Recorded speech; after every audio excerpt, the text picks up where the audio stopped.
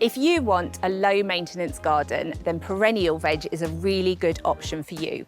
Now, perennial plants are basically plants that live for many years. So a lot of the veg that we grow in our garden, we're used to growing it for one season. You sow it, harvest it, and then compost the rest of it all in 1 year. Now, perennial veg, you sow it, and once it's established, you get years and years and years of harvest out of it. So it's a really fantastic addition to the garden when you don't want to be putting a lot of effort in. So here's 3 great perennial crops to try. First of all, how about artichokes? Now, this is a crop that you spend a lot of money on if you're buying it from the supermarket, but actually it's very easy to grow. It will easily germinate from seed, and once you've established a plant, you can plant it outside and it will carry on its own. Now, you may well get your first artichokes in your first year, but if not, you'll definitely get them in your second year.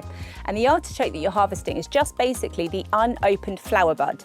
And you just cut it off, boil it, eat it with butter, it's delicious. And if you don't harvest all the heads and you let the flower open, pollinators absolutely love it. So this plant has a lot to offer to your garden. Next up, how about some perennial kale? So usually we're used to growing kale as an annual, but there are a whole set of perennial kales out there, like cottager's kale. Now, this is a plant where you will grow it from seed and you'll plant it out, and then it will give you years and years of harvest. So if you look after the plant, you can get 5 years of kale out of just one sowing. So last of all is a plant that many people haven't come across, but it's brilliant. It's called New Zealand spinach.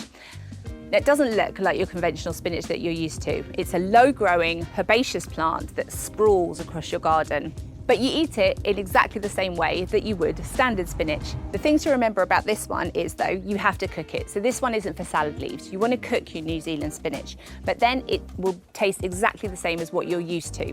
But the benefit of it is that though it will die back in hard frost, it will come back again in spring. So you've got many years of spinach that won't bolt and go to seed like normal spinach would. So if you want to have a go at adding some perennial vegetables to your garden, why don't you check out the range that we've got available? We have all the crops that I've just talked about available as seed on our website at shegrowsveg.com. So have a look and see if perennial vegetables could be a good addition to your garden.